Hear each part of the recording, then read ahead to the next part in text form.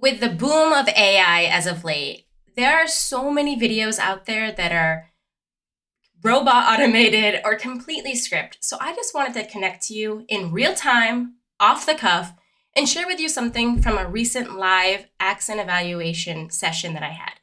I'm Morgan from Yash Accent, where we help immigrant women speak English clearly, confidently, and authentically by improving their pronunciation and overcoming mindset barriers.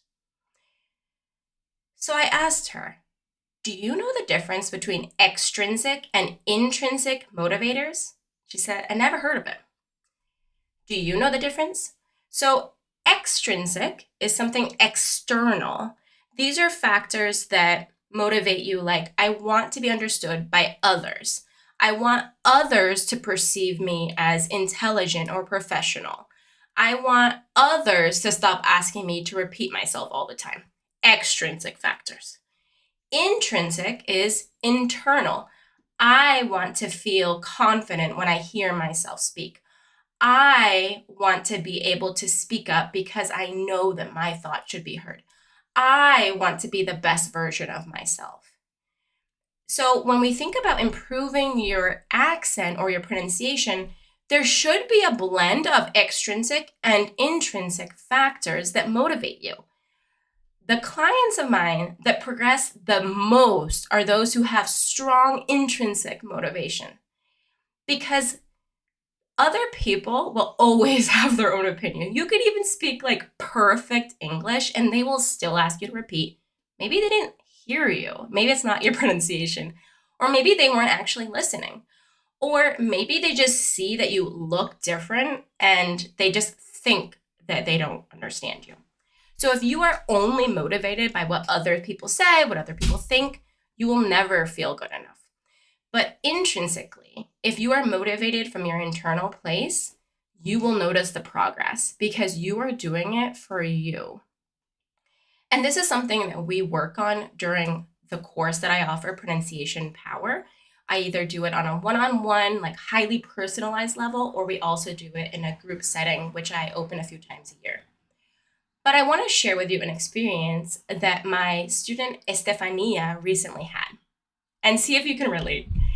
So she moved to a small town in the United States. She's living the rural lifestyle and she enjoys it, but there's only like 3 people in town who can cut her hair.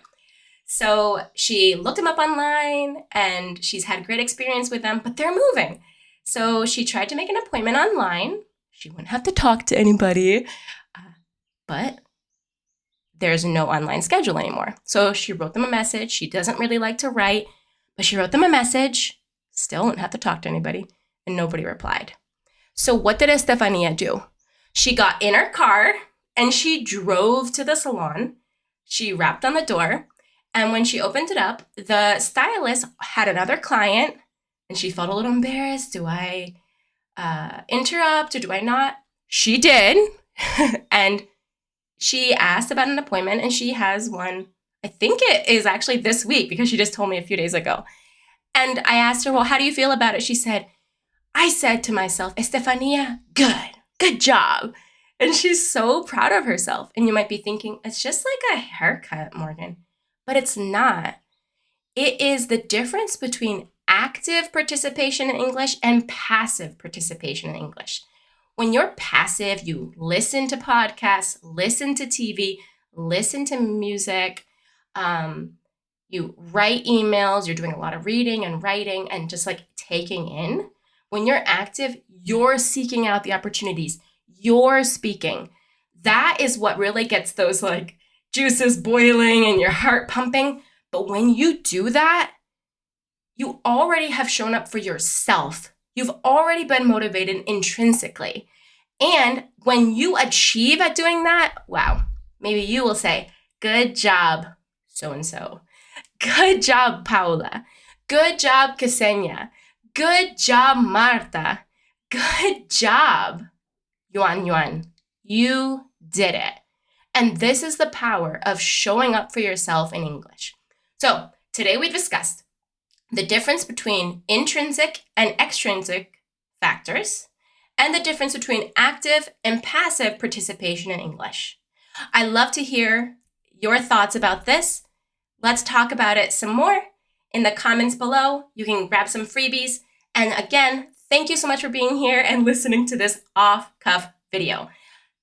My name is Ms. Morgan from Yash Accent, and I'd love to see you in a live class soon.